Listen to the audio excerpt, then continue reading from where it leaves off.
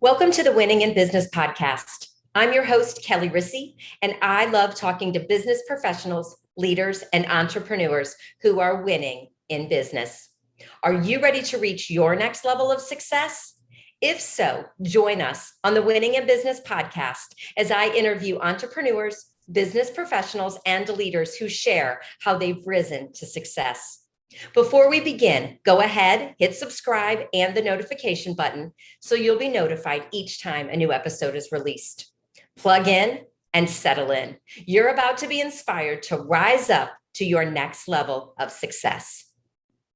Hi, everyone. Welcome back to Winning in Business. I'm Kelly Rissy, your host, and today I am here with Janel Sykora, and I'm super excited to have her on the podcast today. As it turns out, Janel and I graduated from Illinois Wesleyan together, so it is so nice to reconnect with her. Let me share a little bit about her before we dive in. So Janel is an experienced B2B sales and marketing expert with over 25 years of experience helping corporate giants generate millions in sales. She is a serial entrepreneur who left corporate America to focus on building and executing marketing strategies for public accounting firms, law firms, and tech startup in the accounting software space. Janel is also a Story Brand certified guide who uses story brand marketing to create brand strategies, websites, automated sales funnels, and thought leaders. She believes professionals in the accounting and legal spaces must be able to stand out in the crowd and offer value that sets them apart to attract ideal clients. Passionate about building thought leaders, the name of her business is Thought Leader Creative. She is also a mom of 2 daughters and 4 more of the canine variety, and she enjoys spending time with her family, relaxing on the beach, paddleboarding, reading, pickleballing, and running. So Janel, thank you so much for being here today. I'm so excited to have this conversation with you. Thank you, Kelly. I'm so excited to be here with a fellow Titan as well. Yes. So that's fantastic. So I want to dive right in because I hear so much about being a thought leader, right? And how important it is to be a thought leader in your industry. So if you're okay with it, let's just dive into that first. And, I guess tell why it's important, how you help people, whatever you want to share just about that component of being a thought leader. Yeah, boy, there's a lot to share. So I would say that, so first of all, like the industry that I work in and serve specifically, I work with a lot of accountants, a lot of public accountants and lawyers, and these are all professional experts, right? They all have their own expertise. But the other thing is that there's a lot of them, right? I think there's over 600,000 CPAs in the United States, 138,000 firms. So if you're growing your business, or even if you're shifting your business, you really do have to stand above the crowd as a thought leader. And I'll give you an example for what I mean. So in the public accounting space specifically, it's been going through quite a transformation over the last several years. It used to be that when I would go to my accountant, it was because I needed my tax return done. And what has shifted is now businesses have very different needs, have more needs. And so if you're an accounting firm who still embraces that traditional model of I just do tax returns, that isn't as profitable. It isn't the same business model that firms are going for today. They're really shifting more towards advisory work and consulting work, which includes that compliance or tax return type work, but it also includes a lot of advisory and, advising small businesses, consulting, doing bookkeeping, what they call client accounting services, all of that. So if I am one of the, 138,000 firms in the United States that decided I need to make a shift, I need to grow my business, how am I going to do that if I can't stand above the crowd and be able to display and showcase my thought leadership, my own expertise? So that's really what I work with a lot of firms and firm leaders on, how to showcase and demonstrate that knowledge and helping them commit to a content creation strategy that is a commitment. It's not, you don't do this once, you don't just write one article. It's a long-term commitment with a diverse array of media. So that's thought leadership. That's fabulous. So for you, with you being this being your business, then are you going in and helping them create content? Like, what is your part of the whole? Once you get them to understand the importance of it, Sure. then how do you specifically come in and help? Yeah, and a lot of times it starts with the brand foundation. So a lot of times what I'll do is I'll work with a firm or a tech startup and say, okay, let's think about what your brand message, what's at the core here? What are we trying to do? So a lot of times we will literally go through and we'll redo the messaging, and that messaging will take the form of a playbook with lots and lots of sound bites, very consistent sound bites that get distributed across all their marketing collateral, presentations, speaking engagements, et cetera. And then sometimes we'll move on to the website and do a complete rebranding of the website using that brand foundation we established. And then we'll look into doing a bigger content strategy. And a lot of times that's just based on what they want to accomplish. Are they wanting to attract a certain type of ideal customer that they haven't been able to attract before? Well, that's going to involve one strategy versus if they want to become a nationally known speaker, that's a whole other strategy. So I really cover all of that from a marketing standpoint, being able to go in and help from the very beginning to full execution of that comprehensive marketing strategy all the way into thought leadership. That's excellent. I love that. And am I correct that you're going back from the story brand and being the story, being that certified guide? That's from the book, correct? Yes. Yes. So Story Brand is a book written by Donald Miller, and that really kind of got me hooked. And Donald Miller he's genius. Of course, I'll give him a plug because he's awesome. But he's also written Building a Story Brand, Marketing Made Simple, Hero on a Mission. And when I read that book for the very first time, now I had been selling at that point for like, I don't know, 27 years or something. And all I could think about was, holy cow, I know this works because this is what I've done for the past 27 years to, ride the top of the leaderboards and to be successful like I was. And I'm thinking, wow, he's genius. He just basically took what successful people do and put it in a book. And so I thought, well, okay, I know this isn't just something someone dreamed up. So I really drank the Kool-Aid. And then I did a lot of research and investigation and decided, you know what, I think what could really enhance my business is if I became a certified story brand guide. So I went through all of that. And it has been an amazing experience. And it really has helped me up the game in my business. Oh, I think that's phenomenal because I think there's so many people out there that can also read the book and go, oh, this is great. Like I should do this. Yeah. And left to our own devices, right? It's not happening. So we read it and we're like, this is phenomenal. And so then having that person there to truly walk you through that, which it just elevates your business. Yeah. And I feel like as business owners, we can't do it all. We have to have help doing some things, which is where someone like you comes in. Yeah, you're absolutely right. Yeah. We have to know Excellent. what we're not good at and what we don't want to spend time on. And we have to hire those people to fill in the gaps. Yes. Yes. Excellent. So for your success, you going from, sales and corporate and, helping all those to now what you're doing, like what are these skills, the qualities, the mindset that you have learned along the way that is proven to be most successful to elevate your success to where it is? Oh, this is a fun topic. So I would say the first and foremost, number one skill anyone has to learn, and it's not very hard for any of us, is how to fail. Because, growing up, I was always very driven and a perfectionist. So I had to have an A in every class. It's just, I would accept nothing less. I would get in there, figure out what it was going to take and do whatever it took to get my A. All the way through college, I was like that. So then you get out of college into reality, the real world. And I started working, went into sales. Same thing. That version of an A is riding the top of the leaderboard and being successful, financially, et cetera. And then, what's really crazy is I had this wild idea back in 2010 for a business. And it was a software concept that I came up with, and I vetted it out. I bounced it around a lot of people, and everyone's like, well, that's a really good idea. I'm sure no one's thought of that. And as I went through that process and discovered no one had thought of it, I'm going to do this.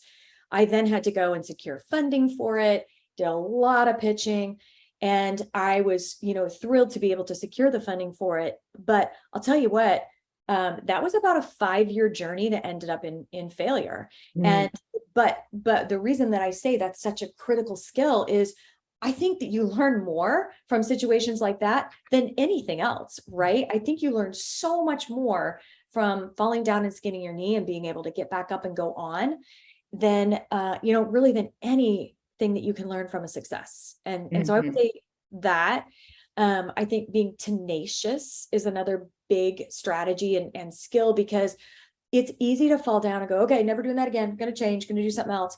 But I think that you have to be tenacious to go after what you want, to know and be able to define what that is, and just not to give up, no matter, which way you have to pivot and, bob and weave your way to get there.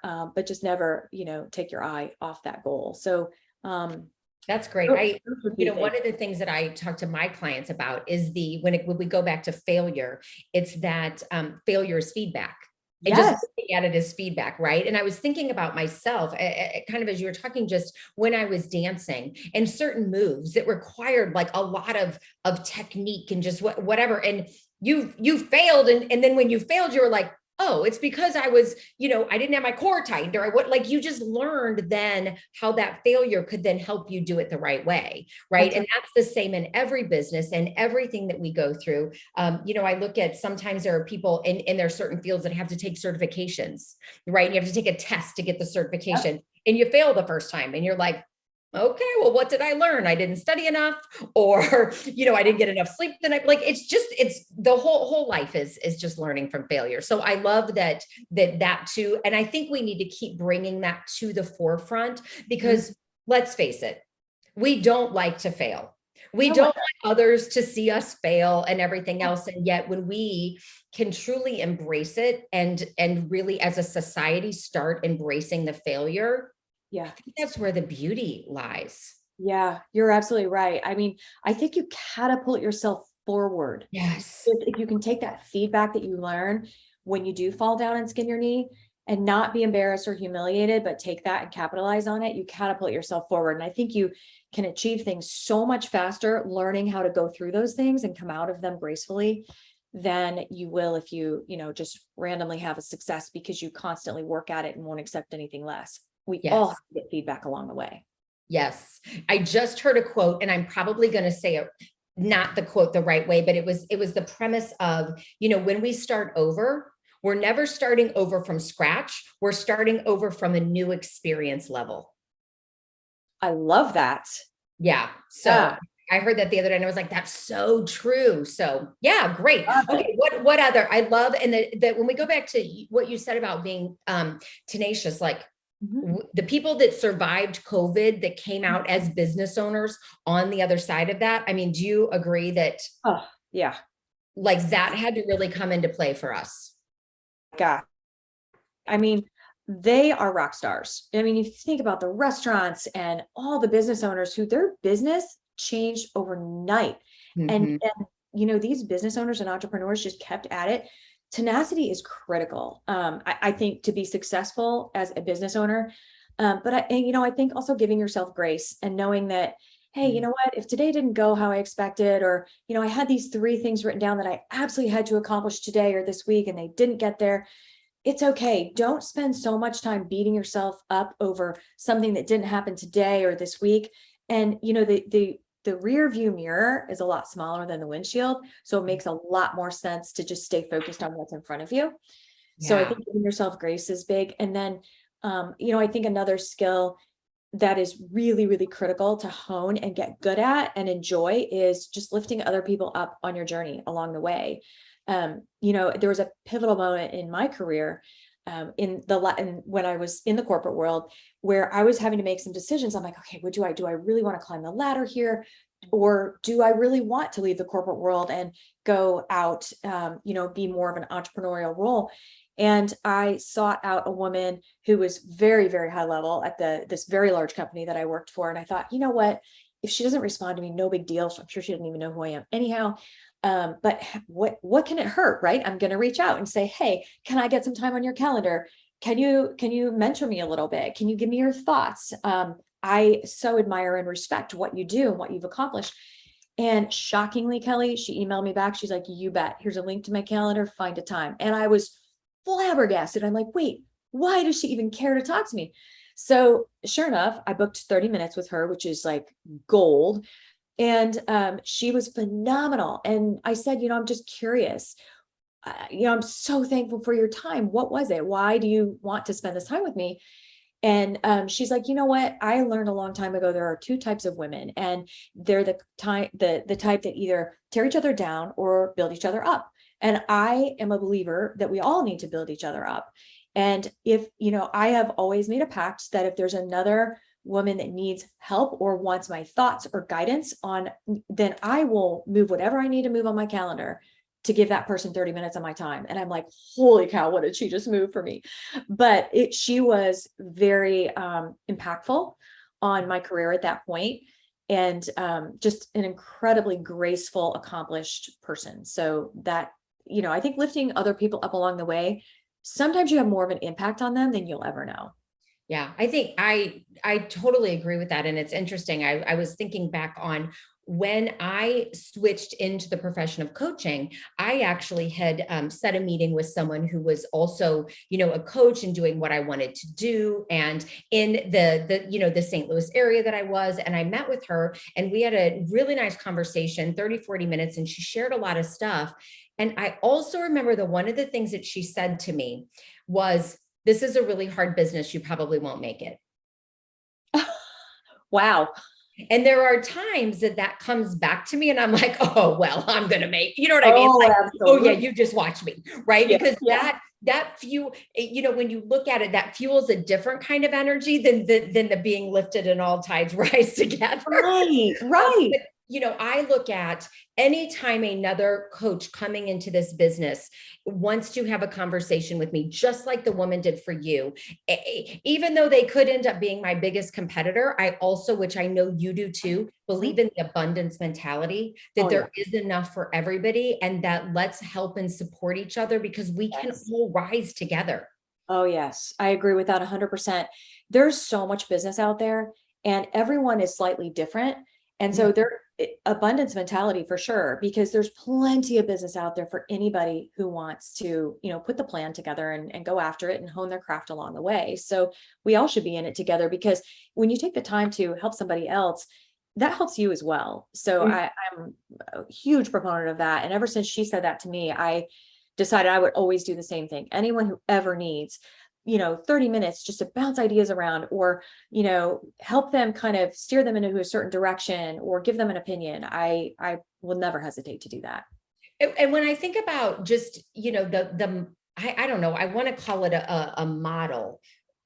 I don't know if that's the right word, but like the learn, do, teach model, right? So we learn, we do it, and then being able to teach it and pass it on and help others, right? I mean, that's just kind of the cycle that we're in. And like you said, it solidifies something not only in the goodness that we put out, right? For just how good we feel because we're helping someone else.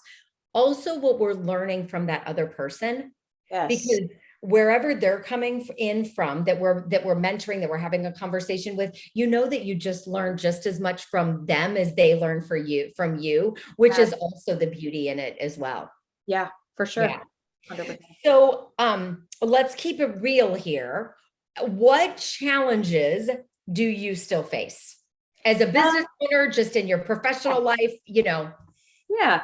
So I think my biggest challenge is balance, to be brutally honest. I think one of the problems that you have when you do own a business that you love is that you love it and you work in it all the time. And it becomes where it doesn't feel like a job. So you're always working and there are no boundaries. And especially when you work from home, there are definitely no boundaries. When I have to, pass my office to get to anywhere in my house, it's so easy to sneak in on the weekends or spend time in there, whatever. But having that lifestyle balance is not something I'm really good at. It's something I'm really trying to be more intentional about right now, trying to figure that out, to be honest. That's a huge challenge. And then, figuring out what I can delegate, what I don't do well, that I can have somebody else help me with.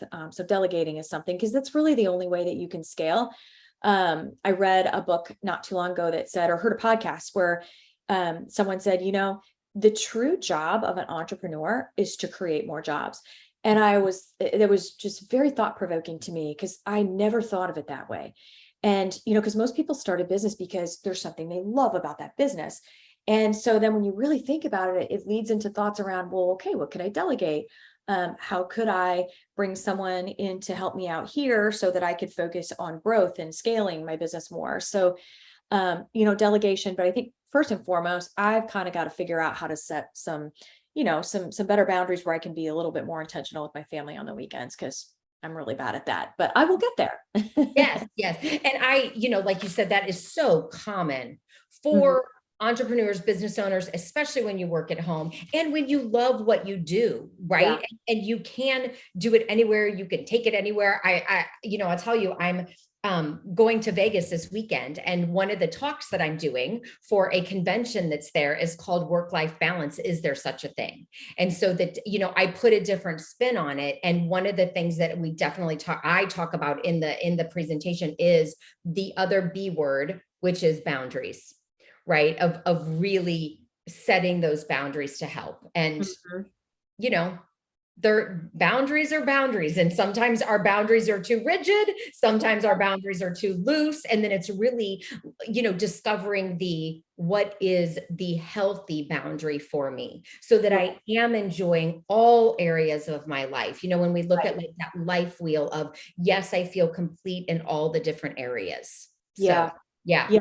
And I think that's so important because even though, I just so love my work, at the same time, I love my family too. And, Right. you know, and it's like, how do I love it all. I want to have Yeah. 48 hours in a day.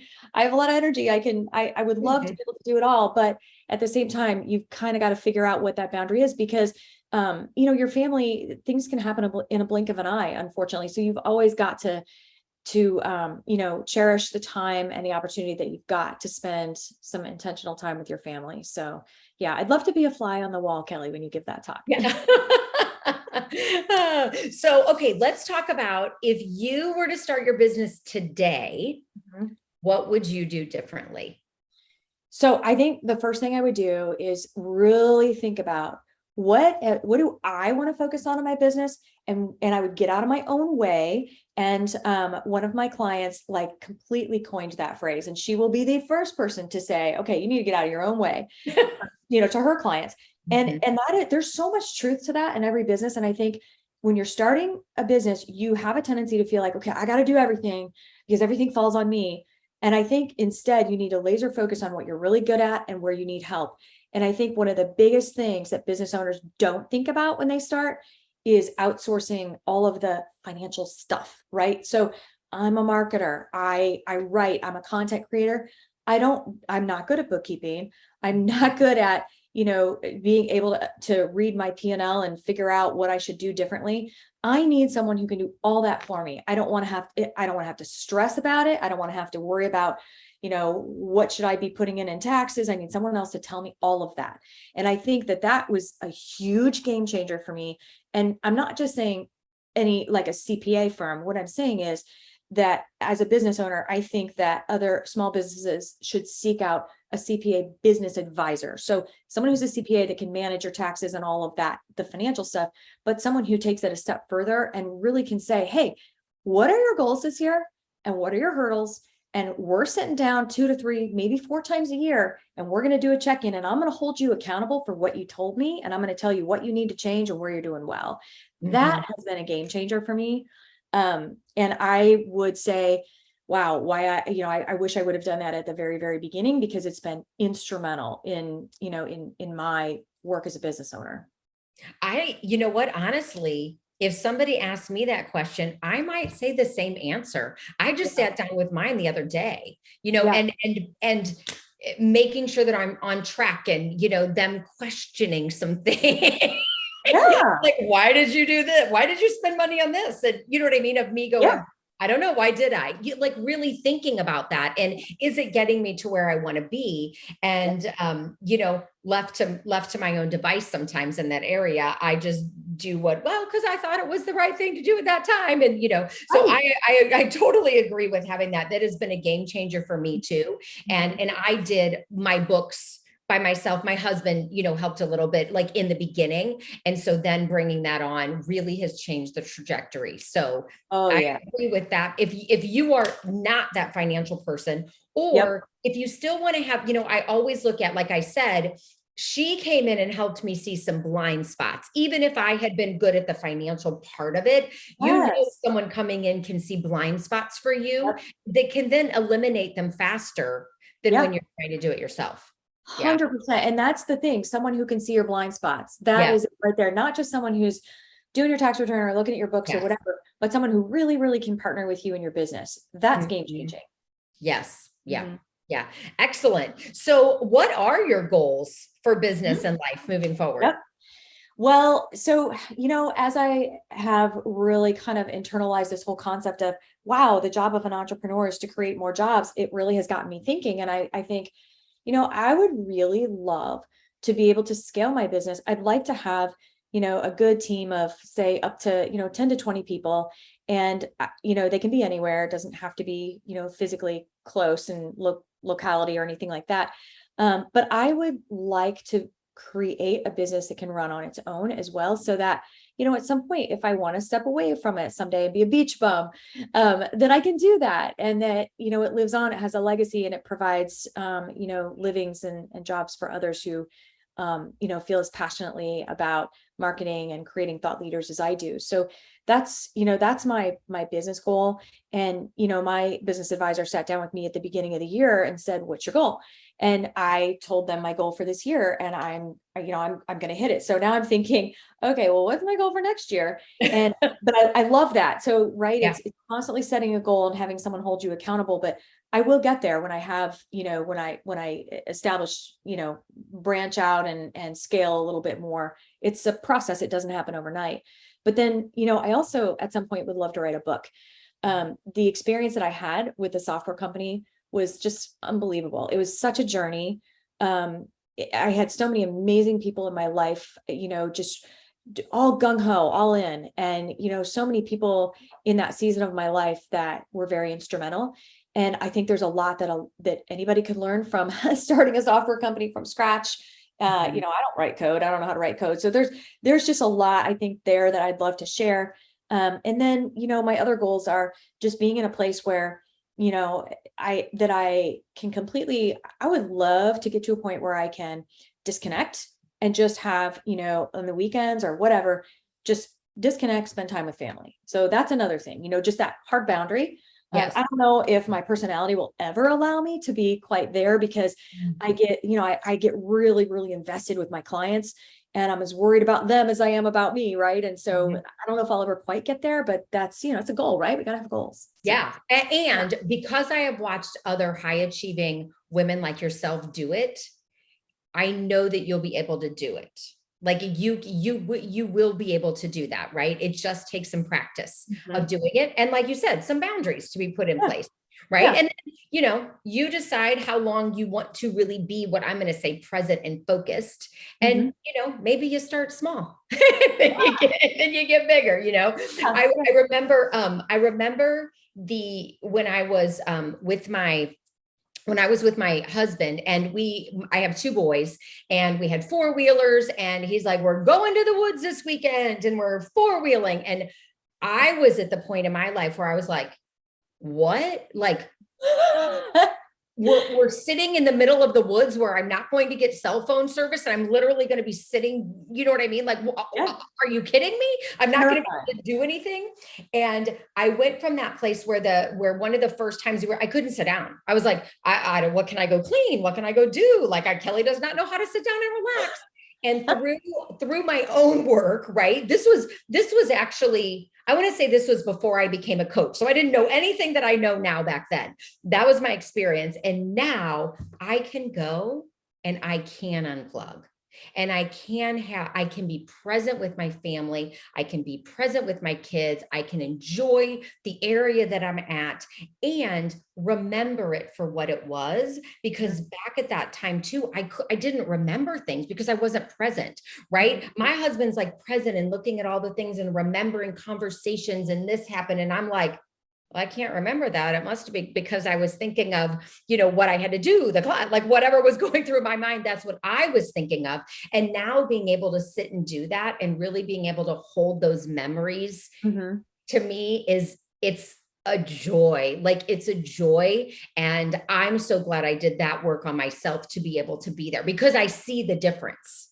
Well, you're proof that it can be Yes. done, Yes, right? it can be done 100%. It's Yes, yes, work yes, for yes. sure, but And yes. the other thing, I want to go back. I just love that saying again about our job as entrepreneurs is to create more jobs. Mhm. Like Yeah, I had not heard that before. yeah, And I yeah. love that thinking about, in my own personal business, where am I bringing people in? I think the other beautiful thing, and I'm sure that, this happens in your clients as well, but with my clients that come in, often when I can help them decrease their stress, get some habits in place, set some boundaries, they can scale easier, right? Because the chaos, they know how to move through chaos easier, and some of the chaos has diminished. And Yeah. so then what my clients end up doing is then they're scaling their business to hire more people. And so it's like that. So not only is it coming in my business, but also watching my clients like that happen in their business, which is beautiful. And That's I think I just love that you brought that up about that book. Say it again. Who wrote? Yeah. You know what? I was thinking it was a podcast, but it actually is a book, and it's called Clockwork, and it's by Mike Michalowicz. He's the same guy who wrote Profit First, which I Yeah, read yeah, the yeah, first yeah. year Okay. taking. Yes. Mhm. But Clockwork is awesome. It's a really good book. And it is all about, getting to that next level as an entrepreneur where you're putting these, fine tuning processes and creating processes to put in place so that your business can run itself and so that you can create jobs as an entrepreneur. So it's Yes. really interesting. He's got a lot Yeah. of very interesting thought leadership in that book for sure. Yes. Oh, great. And okay, so let's take a minute and I want you to brag about yourself. So what's one cool accomplishment that or two that you're really proud of that you would like to share? Sure. So I think the best accomplishments that the ones that I'm the most proud of, from a business standpoint are, when I get a referral from someone, Mhm. or if I get someone who sends me like a video testimonial or whatever, it's like, wow, this is so great. They saw this value. This makes me so happy. Or wow, I helped them achieve this. And, I've got a client I've been working with for quite a while, and they are just phenomenal. And we started working together, and we did an entire rebrand of their firm, and like from soup to nuts, starting with the core messaging, redoing their website, building a lot of thought leadership content. And they have just gone gangbusters. And now I'm working with them. They're building an entire platform they're about ready to release, to the entire CPA firm community, which is just like mind-blowingly good. I'm just foaming at the mouth over this. And just to be able to be on that journey with them as they create this and help them is just been something. It's like I've been so proud of the opportunity to do that and to get to know them and to contribute to, to their success a little bit. And then I think the other thing that I just love, it warms my heart, is working with firms who either A, are new, or B, they've been doing taxes forever and they finally get it and go, I can't do that anymore. I'm not going to make any money. I don't want to live in, that working a million hours a week during tax season anymore. I got to, firm out the peaks and valleys of that roller coaster or flatten those out. And I love working with firms who are like, okay, I know I need to do this, but I don't know what to do next. I don't know how to market. I don't know how to get out there. And that's very fun for me. And I've had the opportunity to work with a firm recently out of Georgia that, man, he just gets it. He is really focused on small businesses, and he's going gangbusters. So that's been really a lot of fun for me to work with someone who can take everything that I help put in place and run with it, and then, enjoy the process and be able to start to see some of the fruits of that labor turn into some success. I mean, just for those of you listening to the podcast, if you could see Janelle light up, like when she is talking about her clients, right? Because when we have those clients, they're like our babies. Oh, yeah. I know they're grown people, but really, Yeah. it is watching them like we do watch our children just grow and thrive. And that's like, I see that joy in you from watching your clients have that success. Yeah, thank you. It's like, and I think it's part of that sales DNA that comes out of me. It's like, well, I want them to win. I'm going to make sure I do everything I know how to do. They're going to win. They're going to do this. And that's really fun for me to see things click and see them have success. So you talked about earlier in your bio that you like paddleboarding, reading, pickleball, and running. Yes. What of those, now I'm assuming reading is going to be taken out of the equation for this question, but maybe not. What of those are you most competitive with? Pickleball for sure. I used to be a huge competitive runner, huge. Oh my gosh, yes. I ran the New York State Marathon, or New York City Marathon. I love that. Was so fun. That was a really fun accomplishment. But pickleball, I don't like, that's where my competitive streak comes out. So maybe a little competitive in just about everything. Like when we'll go paddleboarding, which I love paddleboarding, and a lot of times we'll go with friends, and I like to be first. I like to be the fastest. Yes, it's supposed to be peaceful and you're doing it for fun, but there's always a little bit of competitive nature that comes out. But pickleball is pretty fun to be competitive at as well. So yeah, all of it. It is definitely the new rage, like everywhere. You know what I mean? It is. Blast. Yes. Oh yeah. Yeah. Yes. They are taking, I know you used to live in the St. Louis area, but they are taking one of the malls that's here, and like the whole, it's kind of no longer a mall. The whole first floor now they have turned into like out in the, where the food courts used to be and all that is now pickleball courts. No way. Yes. Oh, that's so cool. Yes. So it is, it is definitely a thing. So yeah, I'm kind of embarrassed to say that I haven't played yet. Oh, you'll be addicted. I know. I keep going. I need to play pickleball. Yes. My husband and I started playing together a few years ago, when we first started coming down to this area in Florida where we live. And we're like, oh, this is so fun. And it's just as exhausting as tennis. And we just both got hooked, and it's nice weather down here all the time. So yeah, it's a lot of fun. We need to play more. We haven't lately a lot, but man, I love it. Yeah. That's great. Well, Janel, it has been a joy to spend time with you. I want to let our listeners know where they can connect with you. So Janel has a website. It is www.thoughtleadercreative.com. And you can also check her out on LinkedIn. I will have those links in the show notes. And again, thank you for spending time with me and for just adding so much value to our listeners today about being that creative thought leader, and just about, I love your grace that you bring, your excitement, your energy that you bring as someone who is truly winning in business. Thank you, Kelly. I really enjoyed the conversation.